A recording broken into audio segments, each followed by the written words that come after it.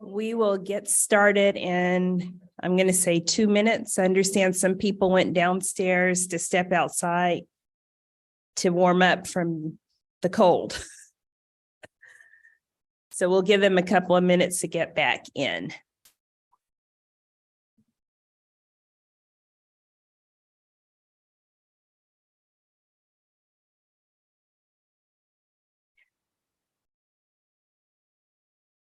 While we wait, should we do another skip? I see Corey back there warming up. You ready to skip again?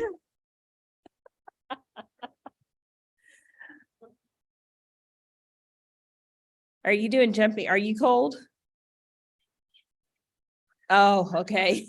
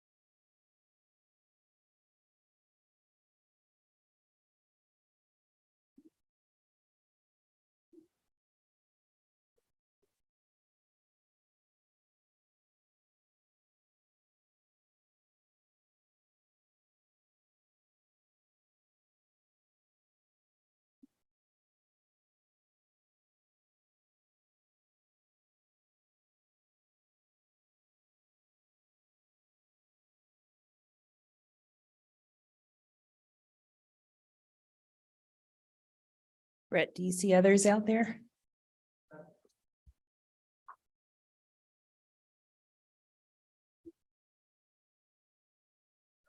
Okay. We will go ahead and get started. We have one more presentation for today. And I think everyone has been sitting for quite some time. So why don't we all stand up? And just take a big stretch. And then turn around and greet your neighbor.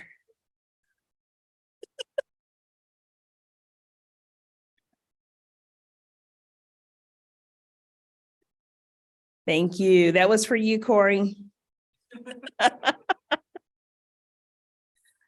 Okay, we will go ahead and get started. Our last presentation today is on climate and health. And we will be hearing from Paul Schramm. And Paul Schramm, he is the team lead for CDC's Climate and Health Program. He works with states, cities, tribes, and territories to prepare for and respond to health impacts of climate change.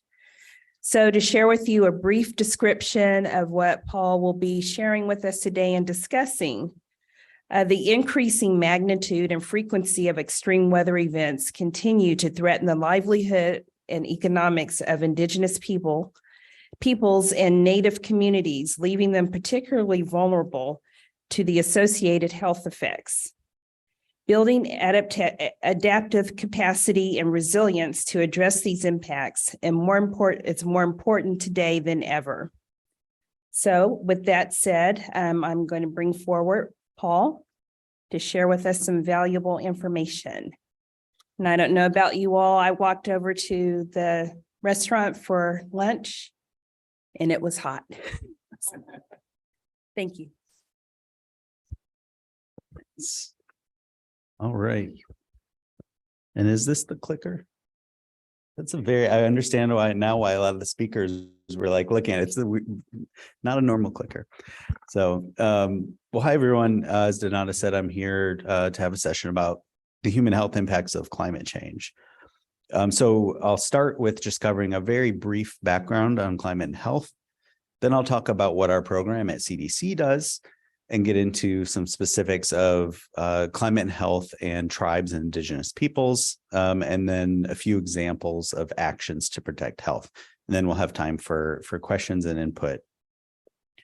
So starting with the background, I know this slide is busy. It's busy because climate change impacts health in a lot of ways. This is not even complete. This is just what we could fit on a slide. So I know it's complex, but in the middle, you have the climate impacts, the climate drivers going out to specific events. But the important part on this for this conversation is everything that's in that outer ring. These are some examples of different health impacts of climate change. And you can see it varies a lot. It can be heat-related illness, mental health, direct injury, maternal child mortality, vector-borne disease. So it really is every aspect of public health that is impacted by climate change. And at the end, when we were having discussion, I'd love to hear from people in the room about which of these you've already experienced in your communities and what you're seeing. So I'm not going to spend a ton of time on that. If you want to read more about the individual health impacts, a really good place to look is our website, cdc.gov/climate and health, or the National Climate Assessment. So why does CDC work on this? What's the importance of climate and health? Why is it kind of being prioritized right now? Well, it really touches on every part of our mission. These are just some examples of different centers and the mission of different centers within the Centers for Disease Control. So I mentioned vector-borne disease. Global health obviously is impacted by climate change. Our surveillance systems can help to track what's happening with climate. Worker health, National Institute of Occupational Safety and Health is very interested in impact of climate change on workers. Environmental health, which is where many of my CDC colleagues in the room are coming from, but also emergency response and direct injury. So we really see that this is very much within CDC's purview and our mission area.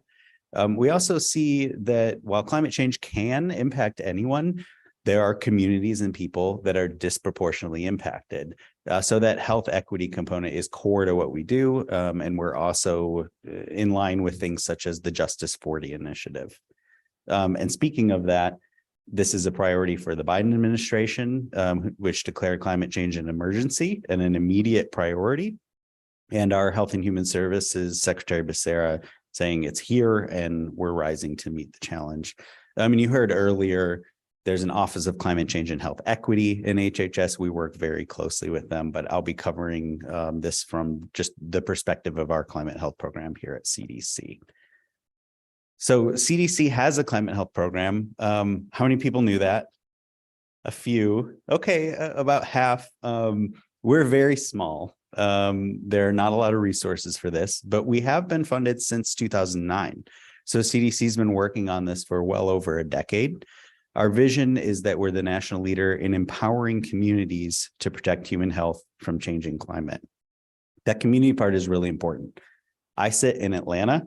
What we see, the health impacts of climate change in Atlanta, very different than here in Oklahoma City, very different than Alaska, very different than Miami, Florida.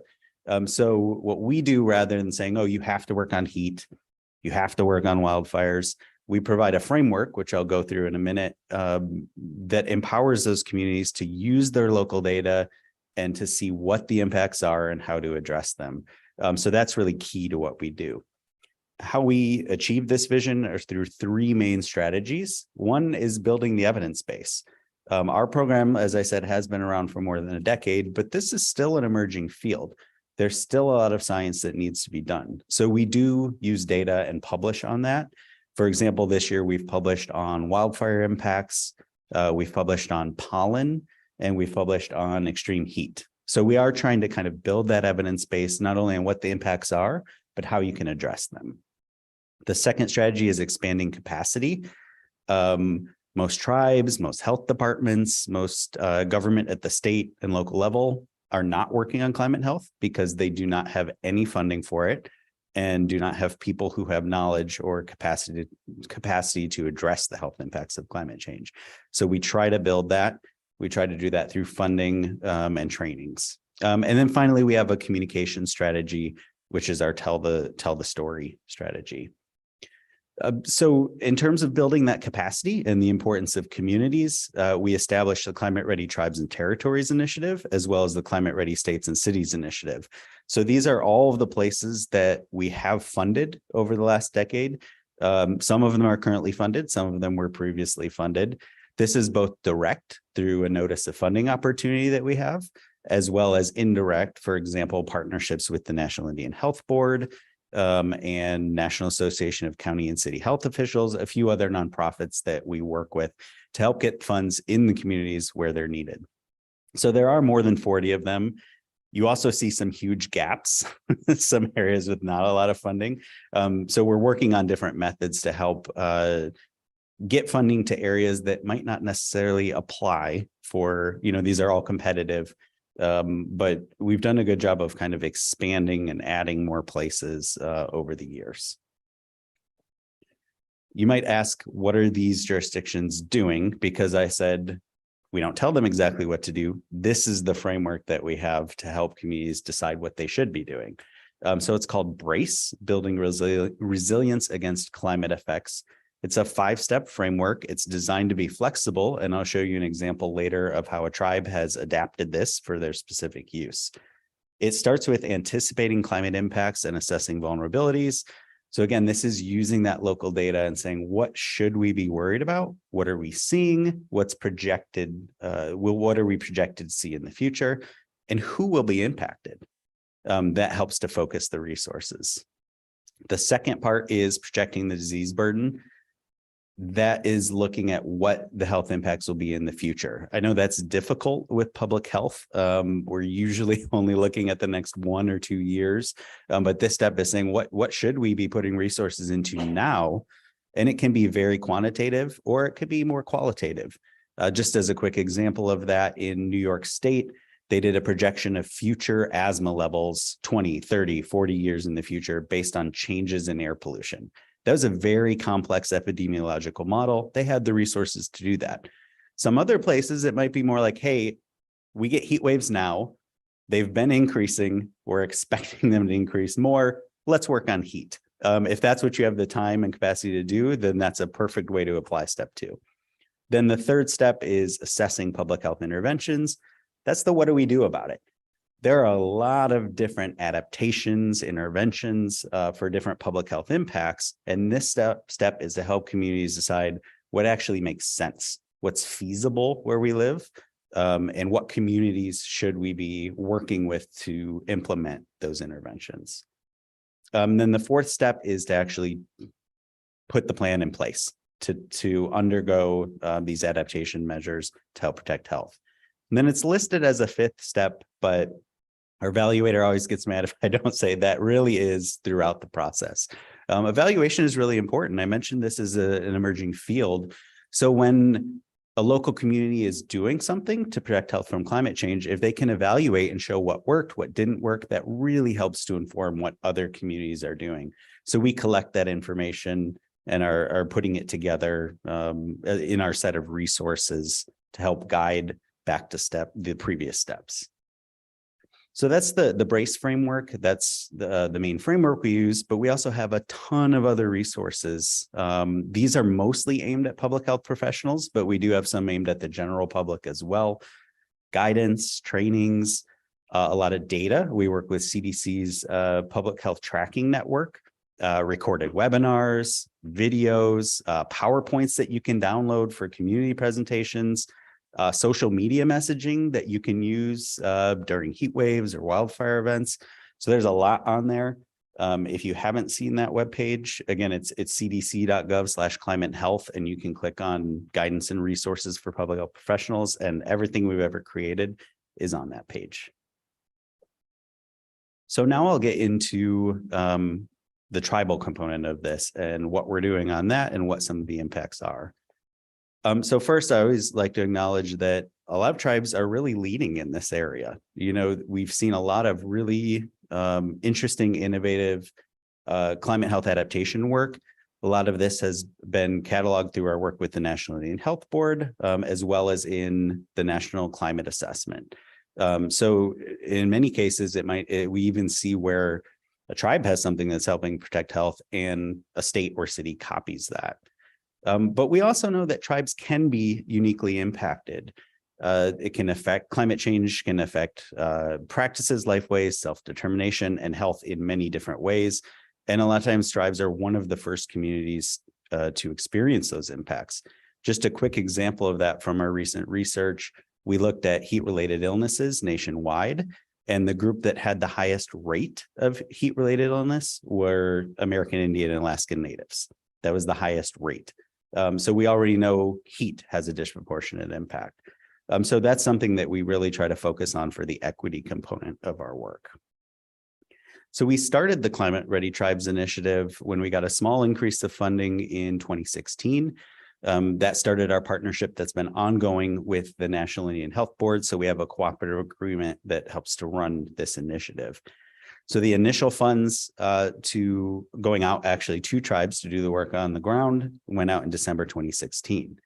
So the goals of this initiative are first that build capacity step. So that's, you know, right up front, I said that's one of the things we tried to do. That's one of our goals. It's also one of the goals of NIHB and this initiative. And then also building capacity to respond. So to identify the threats, to look who's impacted, and then to respond. It's also designed to increase collaboration, data sharing. We've heard a lot about that today. And then to support a community around this issue. Some ways specifically that this initiative does that is by providing resources, the ones that I showed, and I'll also show you some of NIHB's on the next slide, and technical assistance, but also that direct funding. We know without the funding, without the staff, this is really hard to do. We see that not just in tribes, but at the state level, at a county and city level. So there are 10 different tribes that we have funded since 2016. And the next round of this should be announced in about a month at the end of August. So look for that coming out so you can apply for the next round of funding here. These are some of the NIHB resources. So we have the resource page I showed from CDC. Here's an NIHB resource page, and that is in the process of being updated. They're actually doing a full website overhaul. So there'll be a lot more on there than is on there right now. You can sign up for the Climate Health Learning Community. NIHB tracks other funding opportunities. CDC only has about this much money for climate and health, but there's a lot of general climate funding out there right now. FEMA, HUD, EPA, Department of Energy, Department of Transportation, funding that can be leveraged for climate and health. It might just be called climate. It might be called disasters, but it can be used to address all the things that I showed in that colorful slide with what all the health impacts. So that's one thing that's on here as well. They also have other resources like fact sheets, webinars, and resources that tribes have created. So this is just the map that I showed before showing just the tribes. So those are the 10 that have been funded. I think we're adding 3 or maybe 4 more this year, which is great. And I'm going to walk through just 4 examples of what some of these different tribes are doing. So starting with Kaw Nation in this region, this was a a small mini grant a few years ago, and they focused on education and outreach. They kind of were, they hadn't had any climate health funding before this. So they focused on that education and outreach component and building awareness and knowledge within the community and giving community members resources for what they could do. So they created fact sheets and other communication materials, a website, really informing community members of what the threats are and how to protect themselves. These are just some of the examples of the different pamphlets that they created, which are available online on their website, on NIHB's website, and then also they were printed and handed out at community meetings. And these were the different things that they chose to focus on. We didn't give them enough funding to really go through the whole BRACE framework, but they did start with identifying what the environmental threats were, which in this case included air quality, vector-borne disease, extreme heat, and flooding and precipitation. So they were able to produce this information for the community.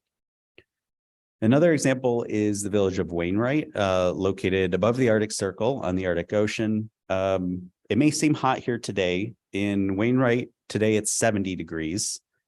Might not sound bad. The average July high temperature there is 52 degrees. So it's only 18 degrees above normal. And they've been seeing this over and over. The Arctic is warming twice as fast as the rest of the planet. They're having problems with coastal erosion, permafrost melt, thinning ice, loss of ice cellars, which they use for storage of food. So a huge problem there. One specific problem they have, and you see snowmobiles or snow machines in this bottom right picture, those are used as transportation. There aren't roads outside of the village. The only way to get in from externally is by flying in, or in summer, it's possible to take a boat. So that's their main mode of transportation, especially when they go out for hunting and following the herds. The problem is at the times of year when they normally do that, it's been unseasonably hot. So the snow machines can get stuck in mud. They can fall through thin ice. So that's obviously a health hazard. Cell phones don't work outside of the village. So how do you communicate that back in when there's a health emergency? So they implemented these InReach devices, which are shared safety equipment, essentially a satellite communication device. So these could be checked out when someone was going hunting, which usually is for several days. You know, they follow herds. So this has helped so that when people do get stuck or have a health emergency, they're able to call in for help. It also has helped save money because sometimes it's, oh, we want to stay out for an extra day or two. If they don't have a way to notify that, sometimes a search and rescue helicopter is sent. But if they are able to communicate back in, oh, it's not an emergency, we're just extending the hunting for an extra 2 days, they can communicate that and a helicopter is not sent, which saves funding. So it's actually like a pretty simple solution, but they needed the funding to do it. They also have started looking at evaluating actual clinic data on what the relationship between unseasonable weather and injury might be. So again, this is something you wouldn't see this in Oklahoma, which is why we don't tell tribes or any cities or states what to do on this. This is a very specific local problem, and they were able to choose this solution. The Blackfeet Nation is another tribe that received a mini grant through the Climate Ready Tribes Initiative. And they also, similar to CAW, focused on communications. They established a climate and health advisory team, hired a climate health coordinator, and developed a community health guide on climate and health. So again, this is really kind of starting by building that knowledge base in the community and creating outreach materials to help the community to protect their own health. And then the last example I want to give is on the Swinomish Indian tribal community. They actually had funding not just from us, but a couple of other sources. So they were able to do a pretty in-depth project. They started by taking their existing climate assessment and inserting health into it. There's a lot of work on climate across the US that doesn't incorporate health. Health hasn't been brought to the table. They recognize that as an issue. And with our funding, they use specific health data from their area to add health into the climate action plan. They did this by developing indigenous health indicators. They said some of the health data available from CDC, from the state of Washington, it doesn't reflect our definition of what health is. So they developed their own indicators of what health means to the community and used those to guide what they were doing. They specifically adapted our BRACE framework, and I'll show what that looked like on the next slide. They also developed educational materials for other tribes. So that was part of the various grants they received, that not only were they doing this to help benefit their own community, but they were showing how they did it to share with other tribes. And I'll share the link on that as well. So I know you can't read that on the right. I'm not expecting you to, but to the left is a circular version of our BRACE framework. So I showed it earlier just for ease of you being able to see it in linear. This is the same thing, just a circular graphic. But they said this doesn't fit how we're thinking about adapting to climate health. But luckily, our BRACE framework is meant to be flexible. It's meant to be adapted. I gave that quick example of, oh, do you have to do it quantitative or qualitative? No, you don't have to do either one. It's based on your resources. So BRACE is meant to be flexible. They flexed it. So they took some of their ideas, community connection, self-determination, a lot of different things that were very important to their tribe, and adapted BRACE into a 6-step framework. And there's a whole module online that if you're interested in this to learn about exactly what they did. But this was great. We love to see this. There are other jurisdictions that have done something similar and set up the process so that it really responded to the needs of their community. These are the modules I mentioned. The website's at the bottom, but I think if you Google Swinomish climate health modules, these should come up.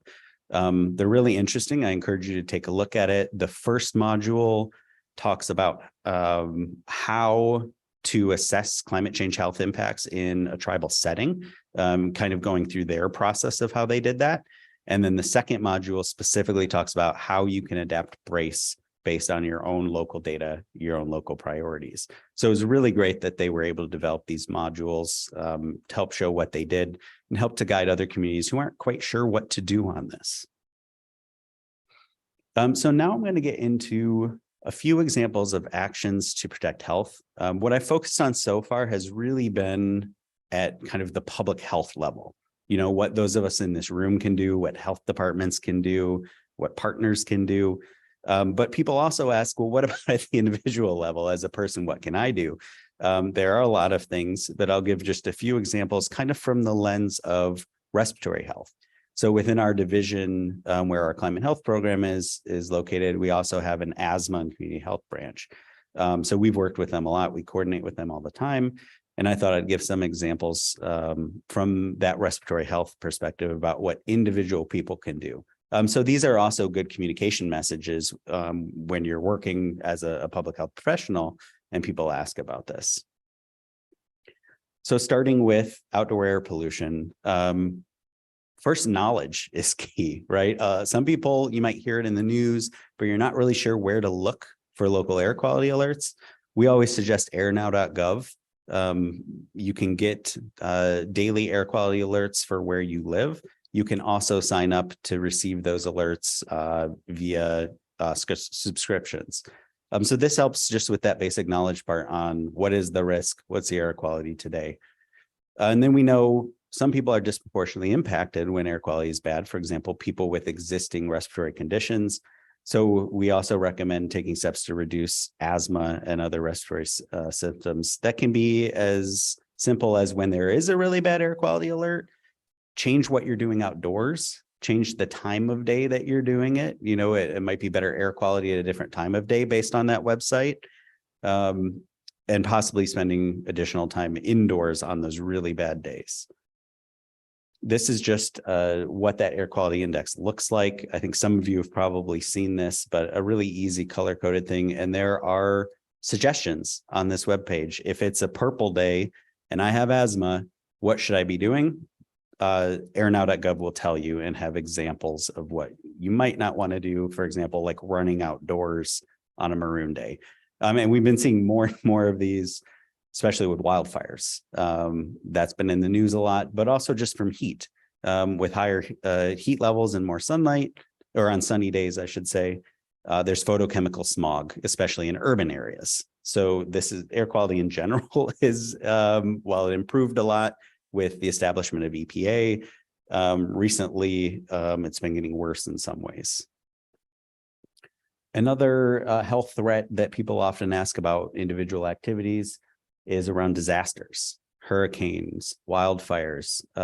We recommend an emergency supply kit in at least a 3-day supply of medication. So in this example, kind of related to respiratory health, that might be an asthma inhaler or other medication, and copies of documents such as an asthma action plan. We also have advice about specific disasters. These are great because they're multi-use. They can be for any type of disaster, but wildfire is a specific example of growing importance. One is know your community's evacuation plan. If there's a wildfire nearby, what are you supposed to do? Most communities have an evacuation plan. So that's one part, just again, gaining that knowledge ahead of time. Have emergency supplies on hand. This might not necessarily be at the personal level, but with respirators, those are not meant for children, and some people like N95s. So that's one example that we have on our website of something not to do. A clean room is an option, and both CDC and EPA's website have directions on how to create a portable air filter from things you can get at, say, a Home Depot or something like that. And evidence shows it works. It improves air quality, reduces negative health outcomes. So we have examples of how to do that. And again, airnautic.gov is another resource for that. They also have a whole page tracking fire and smoke. And this is just a shareable version of what I was just talking about on the next slide. We worked across a lot of different federal and state agencies, as you can see by those logos at the bottom. So we're not doing this in a vacuum either, especially on something like wildfire. We work with U.S. Forest Service and a lot of other groups to do this. Flooding, heavy precipitation, that's another thing that's been increasing. And on a personal level, or an individual level, I should say, mold growth is a big problem. So if you have flooding where you live, we just assume mold will grow. That's CDC's official position. You don't need to do the testing on the mold. You just need to remove it. So there are resources for this that are linked to on our website as well, for how to get assistance with mold removal. And then we also recommend and have a list of how to protect yourself if you have to enter a moldy home.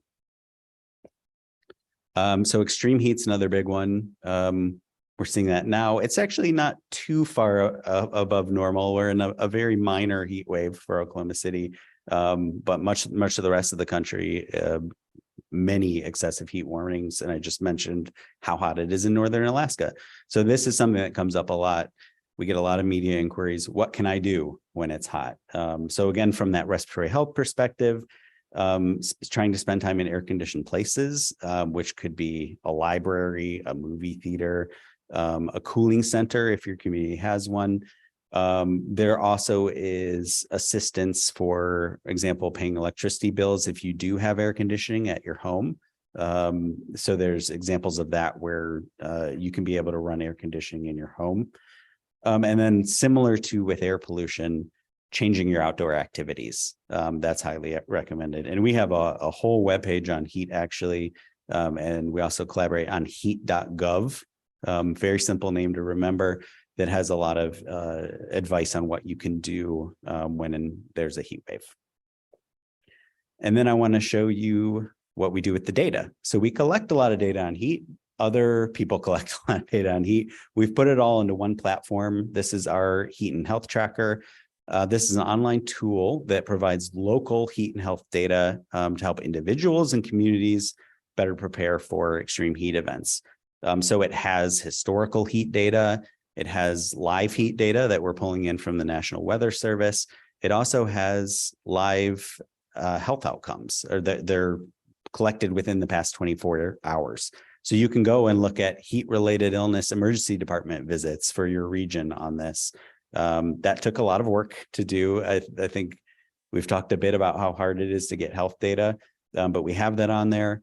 We also have a monthly forecast. We were hearing from partners, from tribes, from health departments, sure, a 1 week weather forecast that we get by going to the Weather Channel is good, but we need to know what's happening 2-3 weeks from now so that we can prepare for the summer heat season and get our resources ready.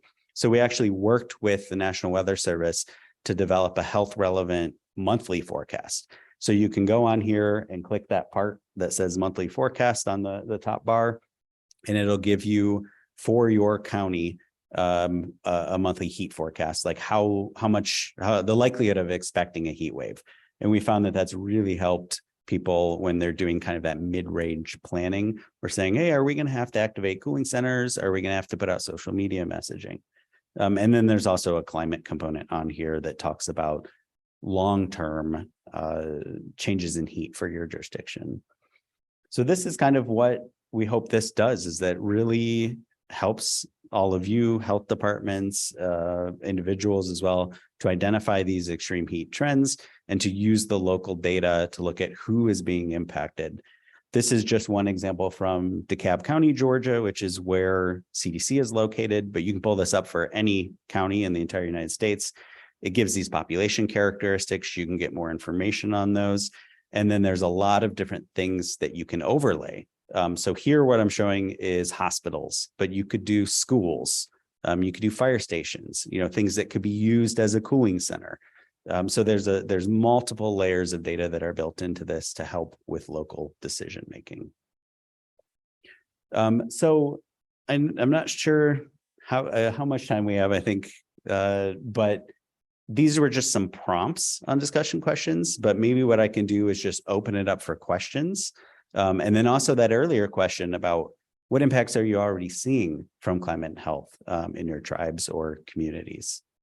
So yeah, that's the end of the formal presentation, but I'm happy to answer questions and have discussion.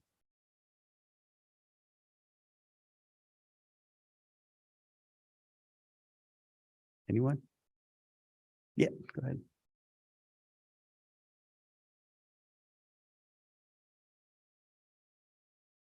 Thank you, Paul, for the presentation. Very enlightening. Quick question on the heat tracker, the monthly forecast. How accurate have we found the monthly forecast to be? And if it changes, are we able to go into the system and update it?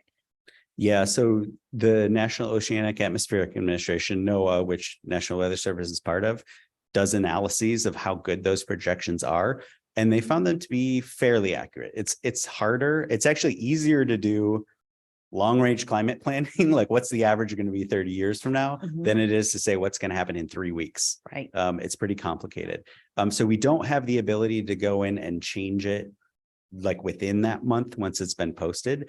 But they have found when they've done basically a sensitivity analysis is that they're fairly accurate, that if it's saying there's expected to be, this many more heat waves than normal, that area has seen increased heat.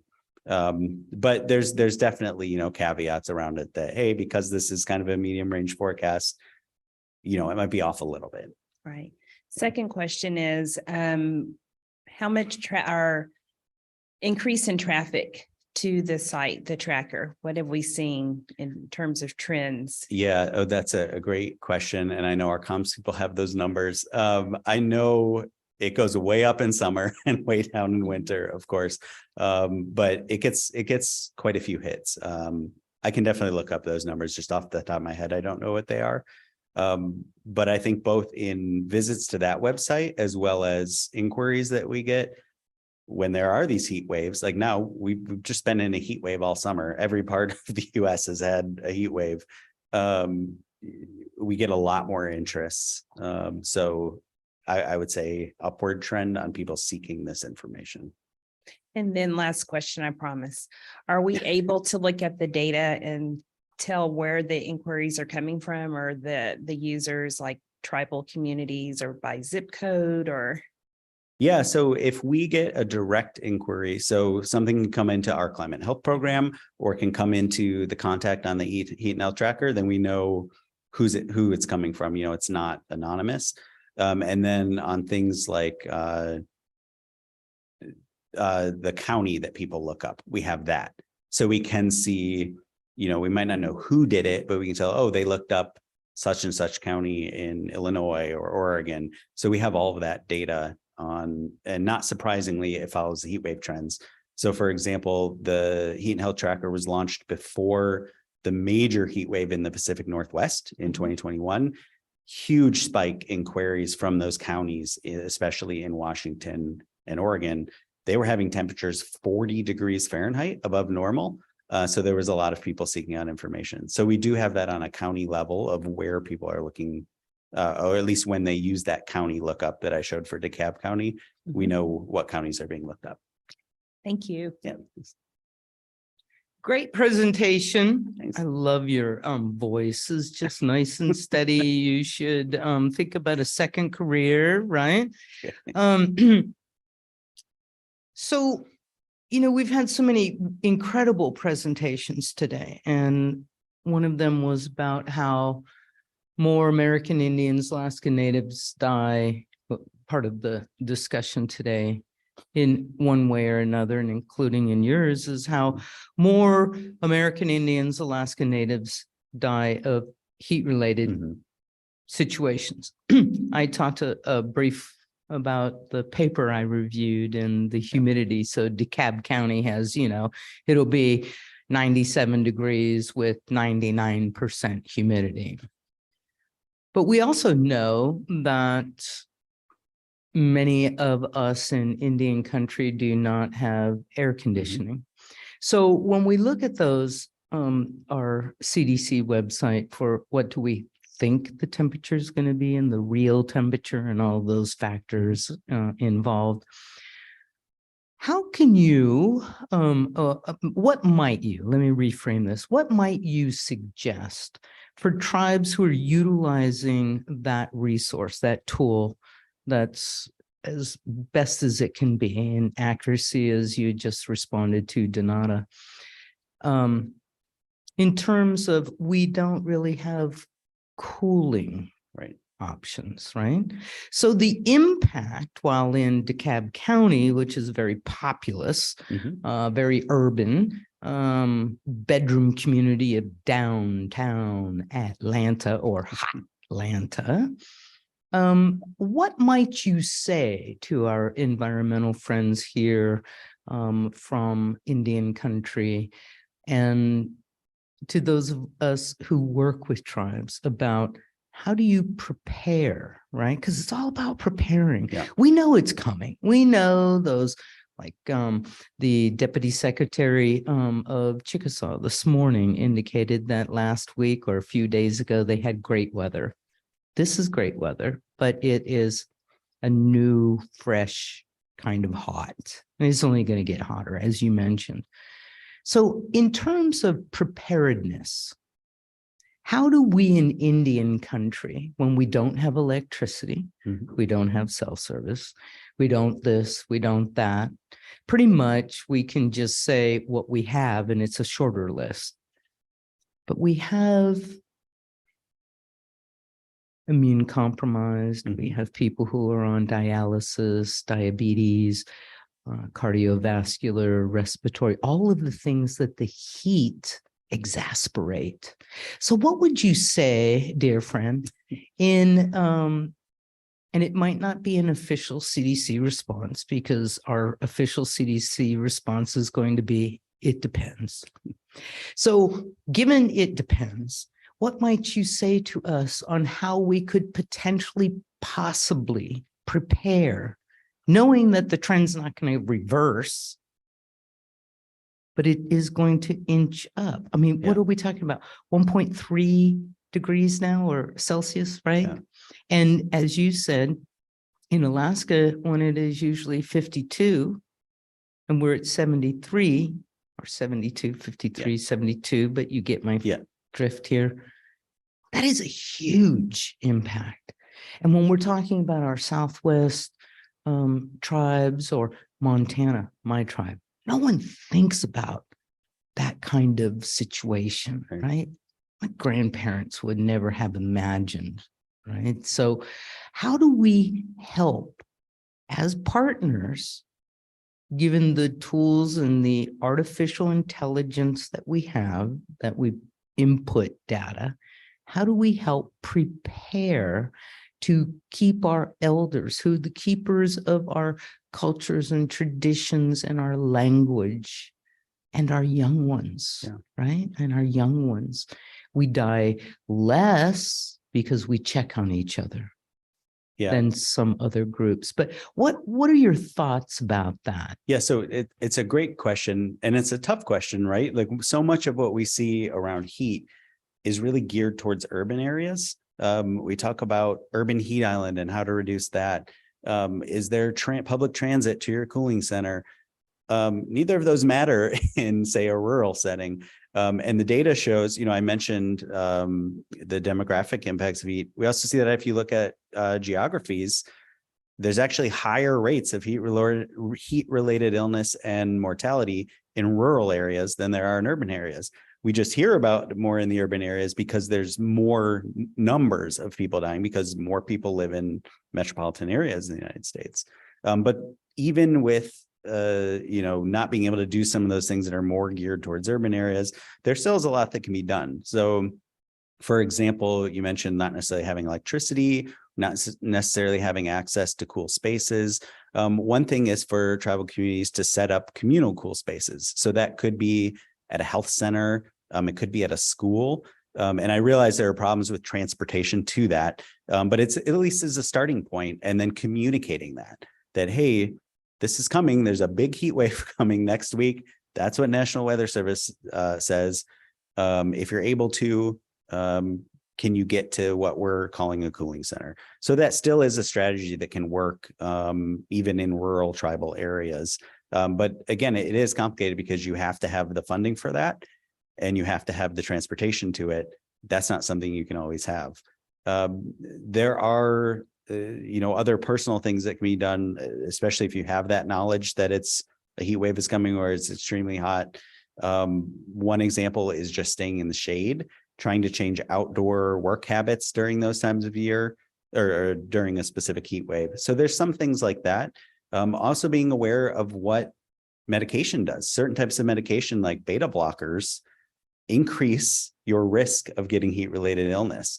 So knowing that, and then if you're taking those to try to stay hydrated, try to stay in the shade, even if you don't have access to air conditioning. So they're not great answers, but they're at least a start to those answers. So a follow-up to that, because I think you're onto something here. If we have the prediction, I think that this becomes, when do tribes pass resolution of heat-related crises? Yeah. And then if a tribe passes a resolution as a sovereign nation, as a crisis, when they have that, then they can request technical assistance. Yep. So they can trigger technical assistance from CDC, but FEMA, ASPR, and ASPR just went through the tribal consultation about how to access crisis-related equipment, whether it's ventilators or PPE and et cetera. I wonder, can tribes then request through ASPR, through their new policy, that the tribes can request directly from ASPR for a crisis to have cooling? Yeah, so for ASPR, I don't know. I'm not sure if maybe one of my other CDC colleagues, I would say yes, why not? Request it. From resources we have within CDC, yeah, any of those, yeah, an EPA request, a CASPR, these all can be done for heat, and they have been done for heat. With FEMA, it's tricky, and we've been working closely with them. FEMA technically doesn't respond to extreme heat. It's not in the Stafford Act, which established what they can respond to, but that's changing. They've been talking to their lawyers. We've been poking them over and over and say, why aren't you responding to this thing where, thousands of people are dying and tens of thousands are going to emergency rooms? So they're getting there. If anyone from FEMA is on the line, I don't mean that in a bad way. I mean it in that it takes a long time for organizational change. So FEMA has a lot of money for responding to disasters, and we're moving towards helping them to be able to provide that money with heat waves. I think perhaps Troy, in his presentation talked about return on investment. Mhm. And that might be something that we might be able to look at as well as CDC within CDC is what is the return on investment if we are able to help tribes provide these communal cooling, Mhm. given that COVID is still happening in Indian country Yeah. around the world. And taking all of those precautions and whatnot, how do we do an economic impact, a return on investment, so that we can bring the whole of government, while the whole of government is well aware in this administration about climate change and the impacts. There's just no doubt. So I'm just wondering about that. So thank you very much. Did I miss your email on a slide? No, it went to this one. I don't know if my presentation can be pulled back up.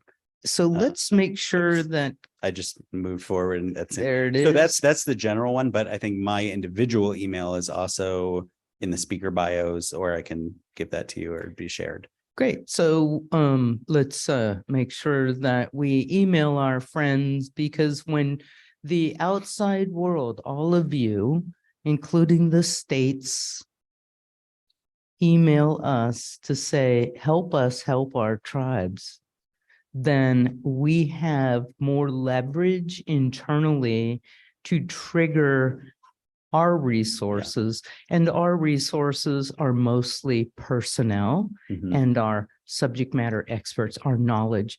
But again, CDC can be a convener and a pivot to the other resources. So I just wanted to thank you again. And I see we have another question. Thank you. Yep. And really quickly, I'll add to that also. Reach out to National Indian Health Board. We have a climate specific cooperative agreement with them. I mentioned some of their online resources, but they can serve as a technical assistance as well. Yeah, thank you. Great presentation. I have a question regarding the suggestion that opening cooling centers help, protect lives. One of the problems that we've had in Kansas is to help people who want to open cooling centers, but they are very worried about liability. Mm-hmm. So I think that's an area CDC and the federal government can help a little bit. So because and the problem is not only for the people who are offering those cooling centers, but if anybody will take this information and publish it, well, you don't want to send people to a cooling center that is closed. Yeah. So there is, the effort of keeping this information up to date, and it is pretty complex. So the legal environment needs to be addressed at all, as well. Yeah.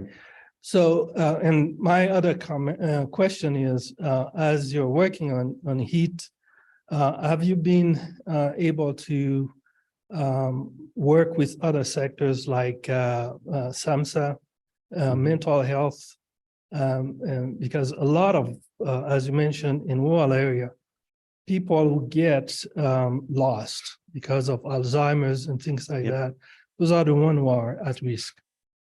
Yeah. And so, and also in rural area where people are outdoors working in fields, that can also be a problem. So the Department of Ag and all those people. Right. Yeah. Yeah. So for the first one, we have a whole guide on implementing cooling centers. So I can point you to that. Yes, it's very complex. There's the issues you mentioned. With the limited research that there is around cooling centers, there's a lot of reasons why people don't use them, even if they're aware of them. For example, they don't want to leave pets at home and they can't take them to the cooling center, or they say, that's not for me. I'm not at higher risk, even if the data shows they might be at higher risk. So there's a whole lot of things like that, including legal liabilities during COVID, the peak of COVID, I should say. You can imagine that was an issue with cooling centers and all disaster shelters where people would be coming together. So there was, health departments really struggled with how to do that during the summer of 2020. So we have a whole guide on that walks through some of those. The answers are going to be different for each community, but at least goes through that a little bit. And then for the second part, yes, we work with other sectors all the time. We work with other parts of HHS. You mentioned SAMHSA. I have a colleague over there, Maggie Jerry, that we work with all the time.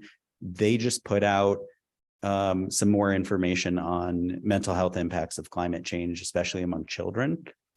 So we help them with that. And then we collaborate outside of health. We have a guide for how health departments can do that. Like, let's say there's funding in transportation or energy in your community that's working on climate. How do you get them to think about health? Why would they even want to talk to you? And it has examples for that. Like, oh, they might engage with you on this topic. So try that. So yes, it's really critical with climate. It's been difficult to get health even at the table on these climate issues. So working across sectors and working with other parts, even within health, has been critical. Good point. Yeah. Yep. Hey, thank you, Paul. Great presentation. Question. You mentioned as part of your initiatives with these tribes that you work with, you gave an example of 4. Were there a total of 10 altogether? Yes. Are any of the Southwest tribes part of that 10? No. I can I go backwards Well, on this? Okay. I don't think I have to go too far back for that map.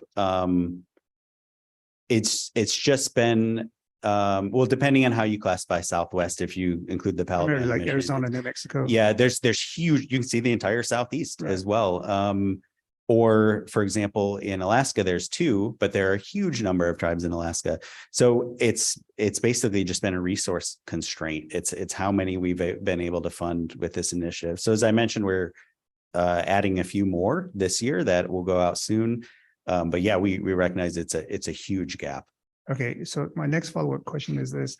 So a lot of these tribes, especially these coastal tribes like in Florida, Louisiana, Texas, and up in Alaska, it's the erosion of the shorelines that's the big topic. And then, of course, in our area, Arizona, is the heat. We are under an extreme heat warning every day, which I get the alert on my phone. But here's my question. Has any of these tribes or indigenous people that you work with include cultural asset erosions as part of a problem that they're having and how to mitigate that? So that's a question.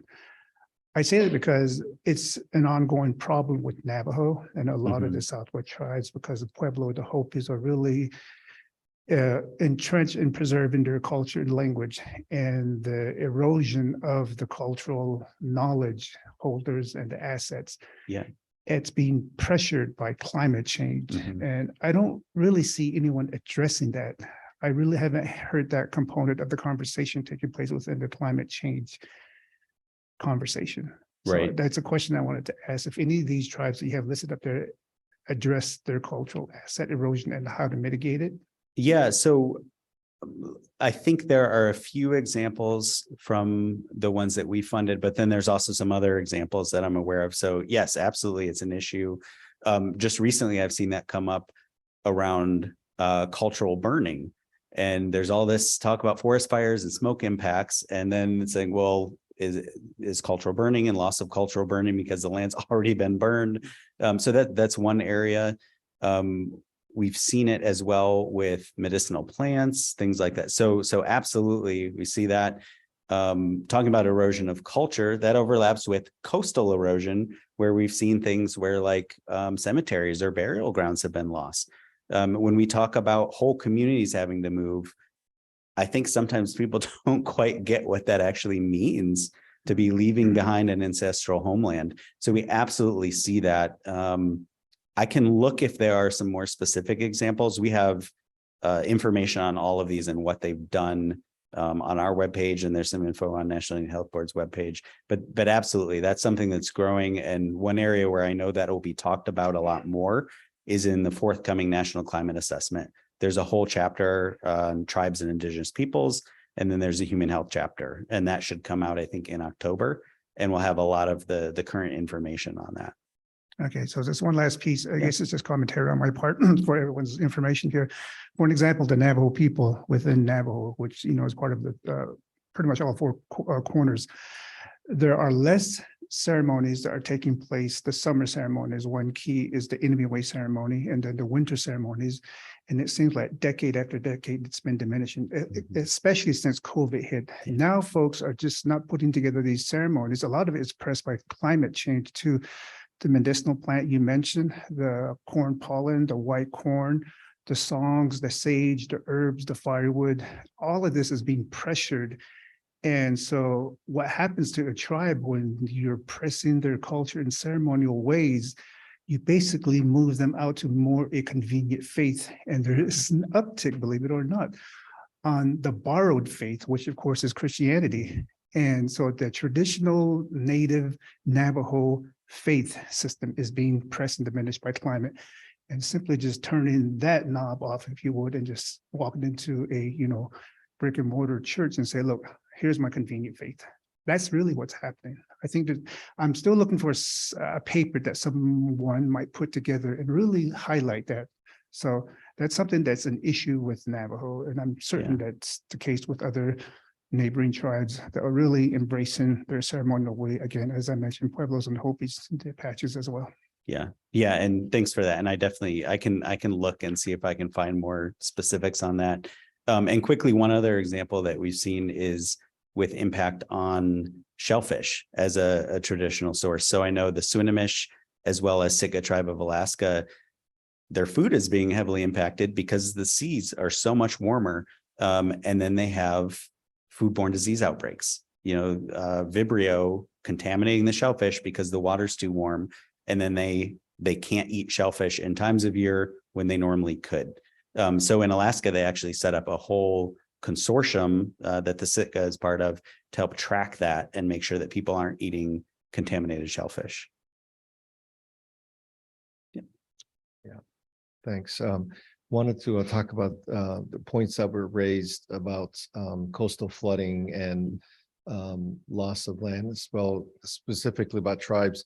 A couple of weeks ago, I was at a Region 6 FEMA sponsored climate risk resilience workshop summit, and for 2 days. And there were actually some talks about presentation about some of the tribes. There were a couple of tribes that that was a specific issue that they were talking about. So we can maybe talk about that. And that was recorded.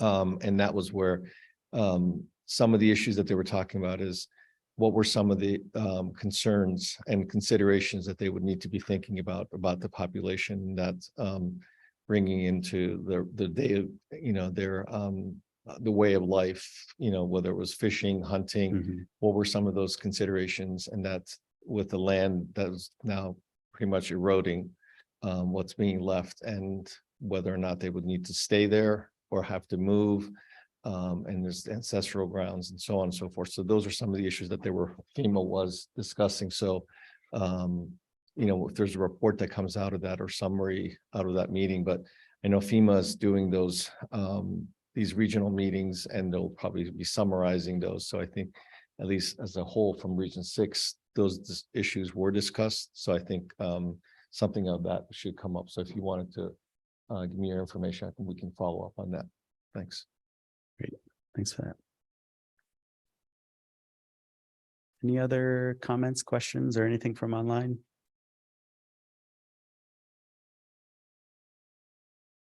All right. Thank you.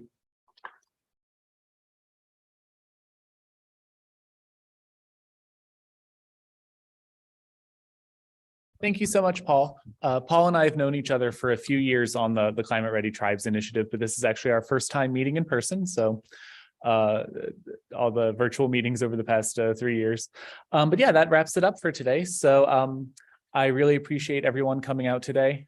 We will have another jam-packed half day tomorrow.